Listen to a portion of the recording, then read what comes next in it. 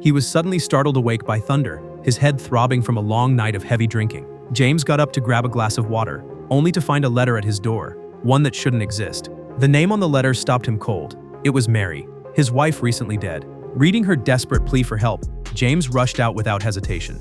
He knew it made no sense, but grief had already destroyed his ability to think rationally. He drove through the night towards Silent Hill, only to find the town's sole tunnel completely blocked by a raging storm.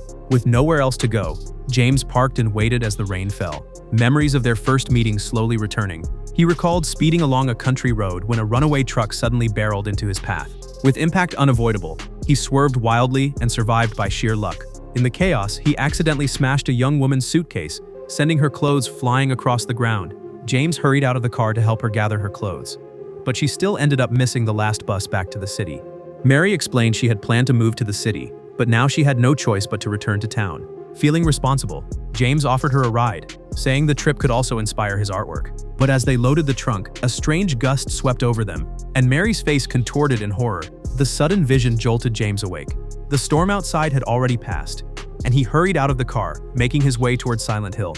After crossing a forest swallowed by fog, strange ash began falling from the sky. In the cemetery ahead, a peculiar woman was dragging sandbags further into the grounds. Hoping for answers, James hoisted a sandbag and followed her, asking if she had seen Mary. Amy explained that a massive fire years ago had turned the town into a ghost town, leaving ash drifting endlessly through the air. Deeper inside, James saw the cemetery submerged in water, with Amy using sandbags to hold back the rising flood. After helping her place the sandbags, James turned toward the town to continue searching for Mary. Amy stopped him, warning that no one lived there anymore, and Mary couldn't possibly be there. Ignoring her warning, James walked straight into Silent Hill. The town reeked of decay, abandoned as if all life had vanished long ago. James ran through the empty streets, shouting Mary's name again and again. But no matter how far he searched, no answer ever came.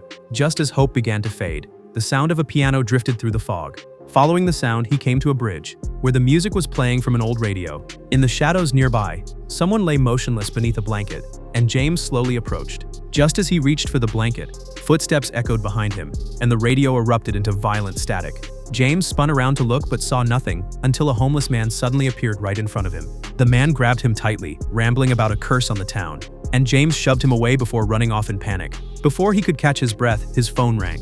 It was his psychiatrist calling to schedule a follow-up appointment. After his wife's death, James developed severe PTSD, causing large portions of his memory to fade away. Shaken, he told the doctor something felt terribly wrong, just as a bar sign flickered to life nearby. Thinking there might be survivors inside, he rushed toward it without hesitation. Meanwhile, beneath the bridge, the homeless man crawled forward in sheer terror. As the static grew louder, a creature with its arms tightly wrapped in skin emerged from the shadows of the bridge. James carefully pushed open the bar door, only to find the interior in ruins with no sign of life. Just as he stepped inside, a piercing scream suddenly rang out behind him. He rushed back to the bridge and saw the homeless man being corroded away by a strange, caustic liquid. The horrifying scene made him stumble back, and with a guttural roar, the armless creature writhed back into sight nearby. James grabbed a nearby metal pipe to defend himself, but the monster suddenly sprayed black fluid from its chest. The liquid splashed onto the pipe, instantly eating through it and splitting it in two.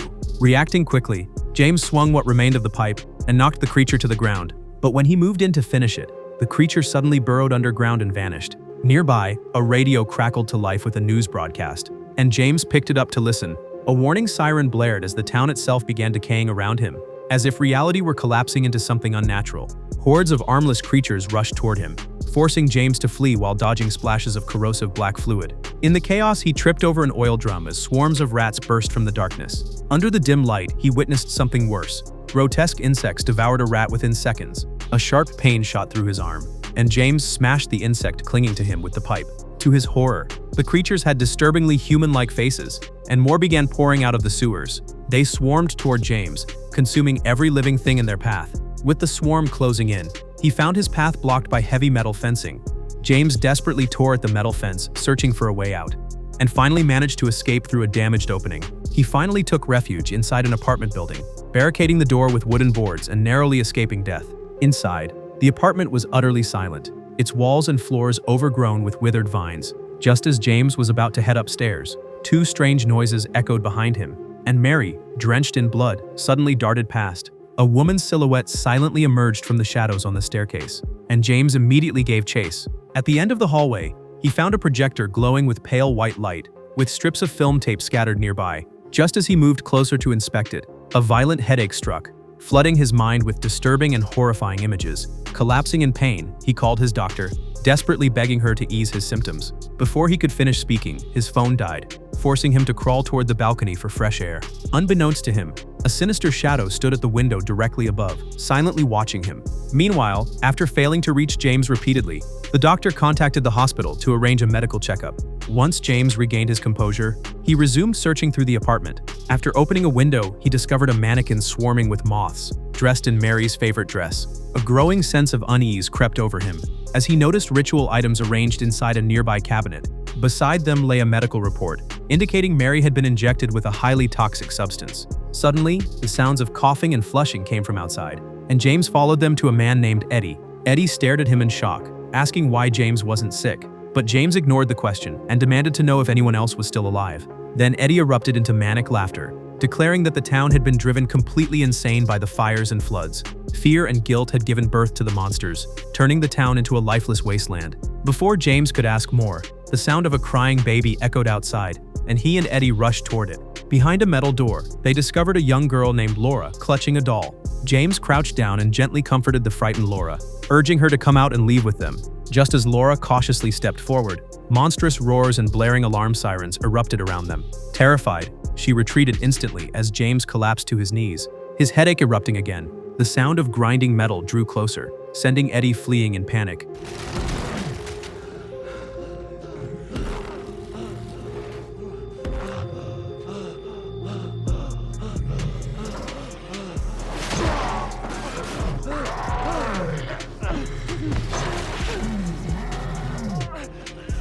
Seeing the pyramid head smashing violently against the metal door behind him, James scrambled to his feet and fled. As he turned a corner, a naked woman lay motionless at the end of the hallway. The sight froze him in place.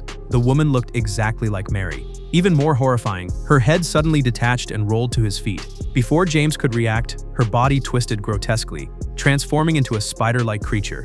James turned and ran in terror, only to find every exit tightly sealed. With the creature closing in, he hid inside a nearby closet, peering through the crack to watch what was happening outside. The creature soon followed the noise into the room, and just as it began searching for James, Pyramid Head suddenly burst through the door. Seeing Pyramid Head trying to claim the same prey, the spider creature lunged at him, sinking its fangs into his body. But with a single effortless motion, Pyramid Head hurled it onto a table and began brutally smashing it down. Within seconds, the spider creature lay motionless on the floor, completely lifeless. Witnessing the horrifying scene, James could barely breathe as his body trembled uncontrollably. The noise immediately caught Pyramid Head's attention, and he slowly dragged the spider creature toward the closet. James shrank back desperately, trying to hide, but the closet door was suddenly ripped open. Just as despair consumed him, a violent headache struck James once again. Strangely, Pyramid Head clutched his own head as if sharing James's pain, and moments later James collapsed, overwhelmed by agony. When he woke again, he had returned to the ash-covered world, and the monsters were nowhere to be seen.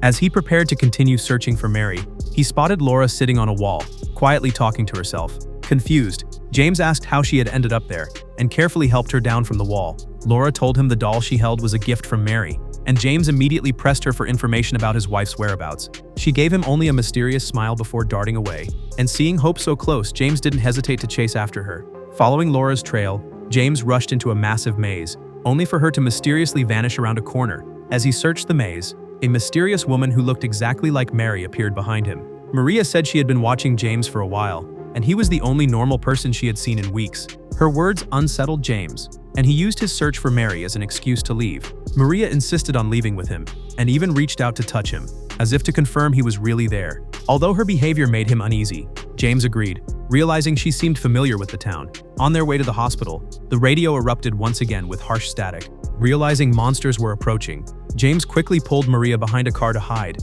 Soon, the armless creature twisted its way toward them, black fluid dripping from its body and corroding the ground. They held their breath, not daring to make the slightest sound. Fortunately, the creature couldn't see, and they managed to slip past it, able to continue on their way. Once inside the hospital, they rifled through old medical records but found nothing. Maria then discovered a tape recorder, but what played from it sent chills down James's spine. Mary had somehow been exposed to a deadly toxin, leaving her gravely poisoned. Mary's last name also rang a bell for Maria. It reminded her of an extremist cult in town.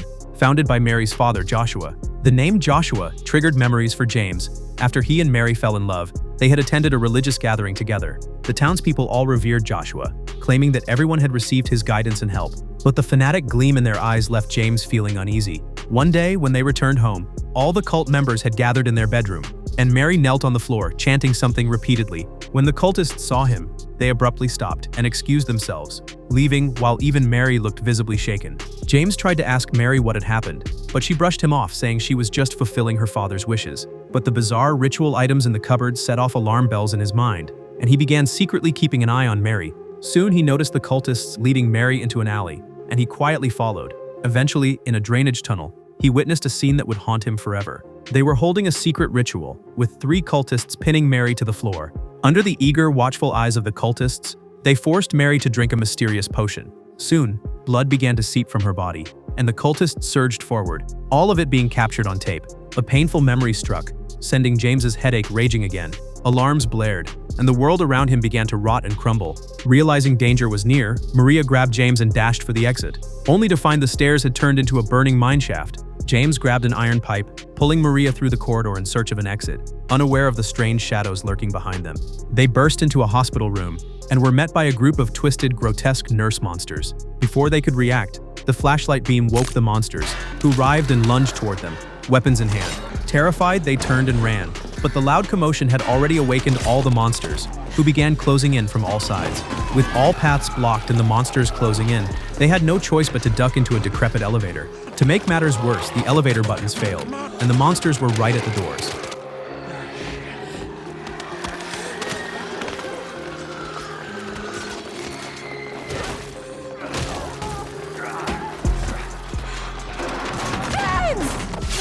At the last moment, James struck down the nearest monster and slammed the elevator button, shutting the doors just in time. They reached the next floor, and James used the iron pipe to pry open a door, peering carefully outside. Once he was sure it was safe, he carried Maria to a nearby hospital bed and grabbed some bandages to tend her wounds. He told Maria to wait there while he went off to search for Mary elsewhere. As he turned into the hallway, he ran into Laura again, and James urgently asked her about Mary's whereabouts. Suddenly, Laura held up the strange doll and said Mary was just like it, unloved by anyone. Her words sent James's headache flaring again, as fragments of other memories flashed through his mind. Taking advantage of James's moment of distraction, Laura immediately turned and fled. Despite the pain, James forced himself to give chase. After racing through a dark staircase and hallway, Laura suddenly darted into one of the hospital rooms. James cautiously pushed the door open, calling out Laura's name, only to have her appear behind him and slam the door shut. A scraping sound of metal came from the darkness, and a hospital bed slowly floated toward him. Even more unsettling, a horrifying humanoid creature emerged from the drifting sheets, reaching out toward him with 4 ghostly hands.